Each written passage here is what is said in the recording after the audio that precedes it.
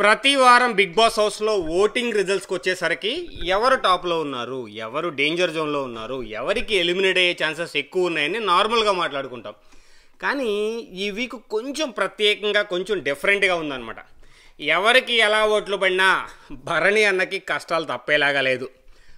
అదేంటంటే పెద్ద కూతురు రాకెట్ లాగా జుయ్య నిలిపోతుంటే చిన్న కూతురేమో చేంటపాకాయలాగా తుస్సుమనిపిస్తుంది. అదే ఓటింగ్లో అండి.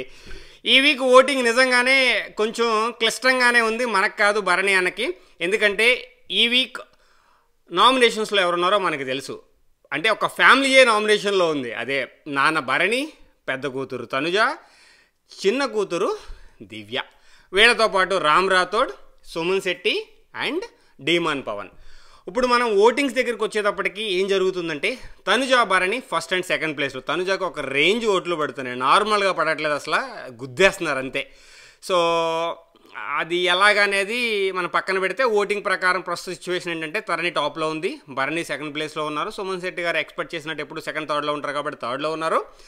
ఫోర్త్ ప్లేస్కి వచ్చేటప్పటికి డీమాన్ పవన్, ఫిఫ్త్ ప్లేస్కి వచ్చేటప్పటికి మన రామ్ రాథోడ్, సిక్స్త్లో దివ్య. రామ్ రాథోడ్కి దివ్యకి కొంచెం ఎలిమినేషన్కి అంటే నేను వెళ్ళిపోతా అన్నట్టు ఓరాహోరి పోరు జరుగుతుంది. ఓవరాల్ దివ్య వెళ్ళిపోయే ఛాన్సెస్ చాలా పుష్కలంగా కనిపిస్తున్నాయి. సో అందుకే అనమాట నేను అన్నది మన భరణి అన్నకి కష్టాలు తప్పవు. ఎందుకంటే పాపం ఒక బాండింగ్ అయితే ఏర్పడింది కాబట్టి కొంచెం ఎవరెన్ని ఫీల్ అయినా భరణి కొంచెం దివ్యతో లాస్ట్ 2-3 వీక్స్లో బాగా బాండింగ్ ఏర్పరచుకున్నారు కాబట్టి సో ఖచ్చితంగా ఆయన ఫీల్ అవుతారు. ఆయనకి కొంచెం కష్టంగానే అనిపిస్తుంది కొన్ని రోజులు.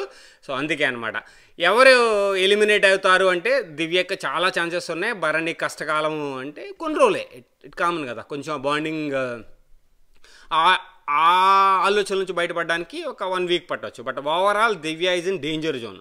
ఎలిమినేట్ అయ్యే ఛాన్సెస్ చాలా బాగా కనిపిస్తున్నాయి.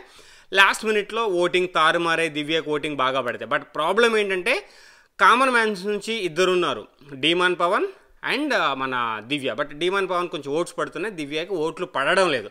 అది కరెంట్ సిచ్యువేషన్. సో మనం ఏం చెప్పాలనుకున్నాము అన్నది పాయింట్ చెప్పేసామనుకుంటూ. సో జై Hind, Srini signing off. Thank you.